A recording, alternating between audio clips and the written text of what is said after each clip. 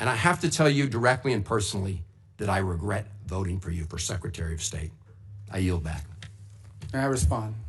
You may, sir. Well, first of all, your regret for voting for me confirms I'm doing a good job, based on what I know. Well, that's just a flippant statement, Mr. Secretary. Can I respond, Mr. Chairman? You may. I didn't ask. Welcome back to MAGA News Central. A Senate hearing erupted into a political showdown when Senator Chris Van Hollen launched a blistering attack on Secretary of State Marco Rubio. Van Hollen accused Rubio of abandoning American values, mishandling foreign aid, violating constitutional rights, and supporting controversial Trump administration policies. But Rubio fired back hard, and what happened next quickly became one of the most talked about moments in Washington. Let's break it down.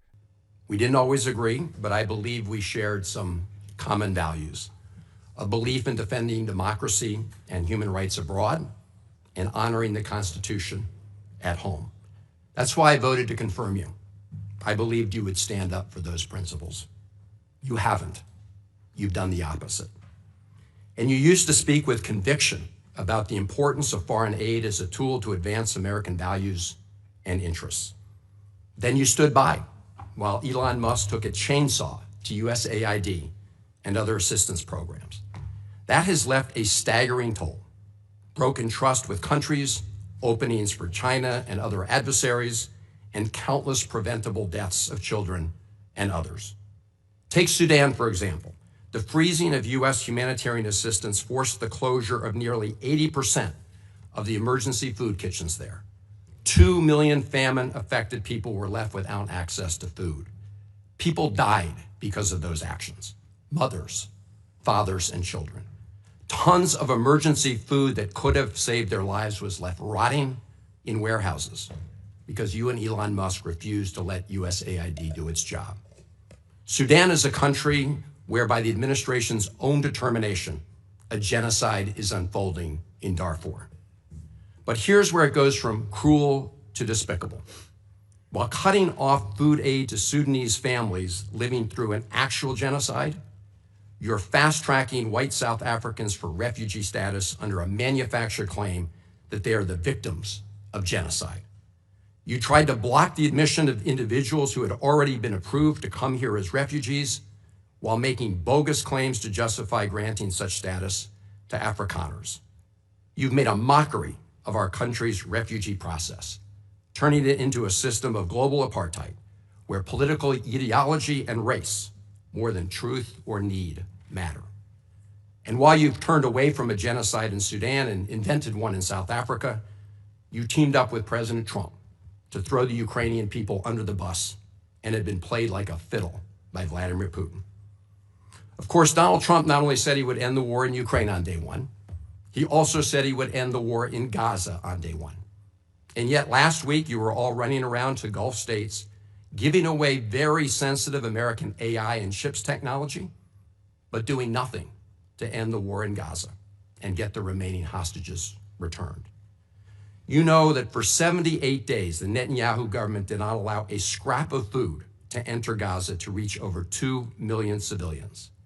57 children have died from malnutrition so far, and more than 14,000 children are in imminent danger of dying of starvation. As Cindy McCain said last week, and I quote, "Families in Gaza are starving while the food they need is sitting at the border." That is a gross violation of both U.S. and international law. What did you do? Nothing. Not once did you publicly call upon the Netanyahu government to end the blockade. Fortunately, other countries spoke out, and now we see a tiny trickle going in. Where have you focused your energy instead, Mr. Secretary? Well, your first trip as Secretary of State was to El Salvador, not to promote democracy, but to cozy up to President Bukele, who calls himself the world's coolest dictator. The result was a cash for collusion deal to deprive people living in America of their constitutional rights to due process. The Supreme Court, in a 9-0 decision, instructed you to facilitate the return to the United States of Abrego Garcia, who the administration admitted was wrongfully deported to El Salvador. Your response? You've openly flouted judicial orders. When asked whether you have been in touch with El Salvador to return Abrego Garcia, you boasted, quote, "I would never tell you that. And you know who else I would never tell? A judge." Clearly, you don't care about the Fifth Amendment right to due process, and you don't care about the First Amendment either, since you've been very busy snatching students off of college campuses for exercising their right to free speech. You dredged up a relic from the McCarthy era to claim that student protesters posed a threat to the foreign policy of the United States. Give me a break, Mr. Secretary. You know as well as I do this isn't about national security, it's about punishing free speech. And you know that in America, the government doesn't get to use its power to punish speech it doesn't like. Yet in March, you boasted about revoking student visas, saying, and I'm quoting, "We do it every day. Every time I find one of these lunatics, I take away their visa," unquote. Let's look at one of those lunatics, Mr. Secretary, Ms. Ozturk. Her crime was co-authoring an op-ed in her college paper critical of Tufts University's response to the war in Gaza. Your own department found zero links to terrorism, no anti-Semitic statements, but you still yanked her visa and shipped her off to detention in Louisiana. And the list goes on and on. The federal judge in the case of Mohsen Madawi, who is the Columbia student who was ambushed by federal agents at his citizenship appointment, said, and I quote, this is the judge, "Legal residents not charged with crimes or misconduct are being arrested and threatened with deportation for stating their views on the political issues of the day. Our nation has seen times like this before, especially during the Red Scare and Palmer raids. Like the McCarthy-era witch hunts of the 1950s, your campaign of fear and repression is eating away at foundational values of our democracy. Back then, it took one voice, Attorney Joseph Welch, to cut through the hysteria with the simple question that marked the beginning of the end of that shameful era. He asked Senator McCarthy, have you no sense of decency? And I would ask you the same, Secretary Rubio. But you have shown through your words and your actions what the answer is. And I have to tell you directly and personally that I regret voting for you for Secretary of State. I yield back. May I respond? You may, sir. Well, first of all, your regret for voting for me confirms I'm doing a good job, based on what I know. Well, that's just Your a record flippant and what you statement, stand Mr. for. Secretary. Can I respond, Mr. Chairman? You may. I didn't ask Senator, questions. please let the secretary have I'd be the floor. happy to, but then I can respond to his. Your time's up, Senator, and woefully used, I might add. Well- your remarks do not represent the view of this committee. Well, Mr. Secretary, please. Well, I'd like to. I can't respond to everything he said because much of these are untrue, but I'll go through a few. First of all, I'm actually very proud of the work we've done with USAID. For example, I don't regret cutting $10 million for male circumcisions in Mozambique. I don't know how that makes us stronger and more prosperous as a nation. I raised don't regret Sudan, Mr. psychosocial support services. I for raised USAID. Sudan, Mr. Secretary. Can I not respond? Mozambique. Senator, I'd ask you to suspend. You had 7 straight minutes of I chose to railing that. use my time that way, Mr. Chairman. That's my right to Please use suspend, my time that way. Secretary Rubio. Well, I can go on. I mean, there's other things here. We spent $227,000 for Big Cat's YouTube channel from USAID. We spent $14 million for social cohesion in Mali, whatever the hell that means. So I can go on and on. I got the list here, and there's more. I didn't even bring the whole list. In the case of El Salvador, absolutely.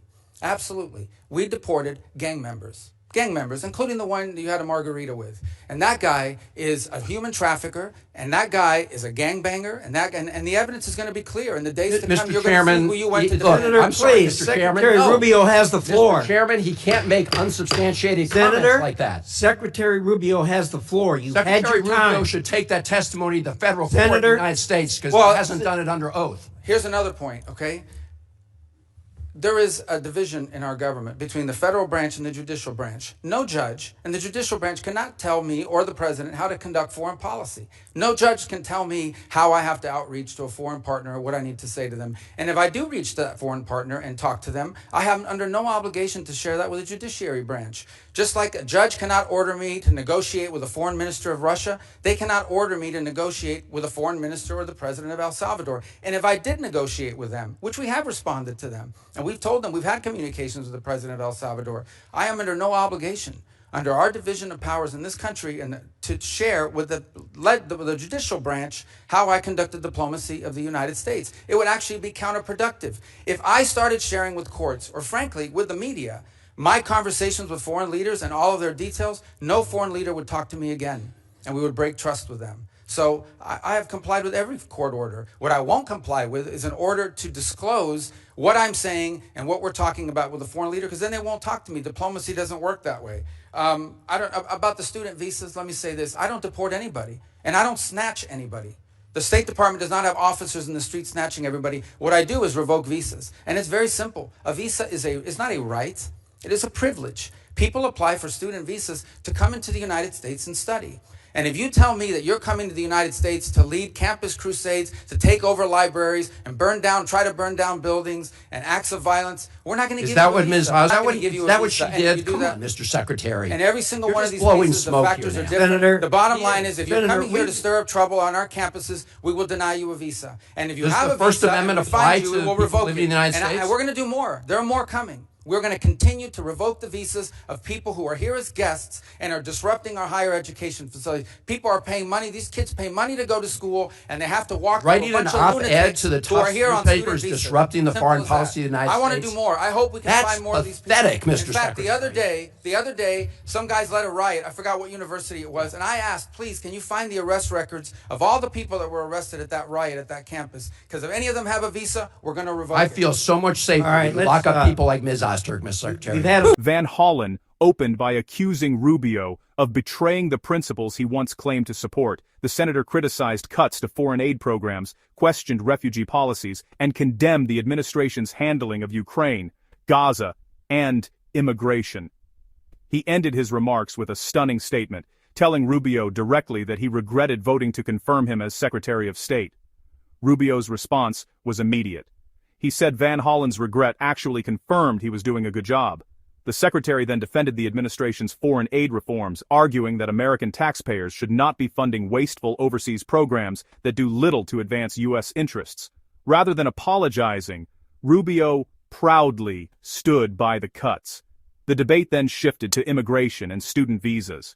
Rubio argued that visas are privileges, not rights, and insisted that foreign nationals who disrupt campuses or violate visa conditions should not expect to remain in the country. He also defended the administration's deportation policies, saying the priority is protecting American citizens and enforcing the law. Before we continue, make sure to hit the subscribe button and turn on notifications for more breaking political coverage from MAGA News Central. By the end of the hearing, the clash highlighted two very different visions for America. Van Hollen argued that Rubio was undermining American values. Rubio argued that he was putting America first and protecting national interests. Supporters of Rubio saw a confident leader refusing to back down from partisan attacks, while critics saw a troubling defense of controversial policies. This wasn't just another Senate hearing, it was a glimpse into the political battles shaping America's future. What do you think? Did Marco Rubio expose Democrat hypocrisy? Or did Van Hollen make a strong case against the administration? Let us know in the comments below. Don't forget to like, subscribe, and share. Thanks for watching, and we'll see you next time on MAGA News Central.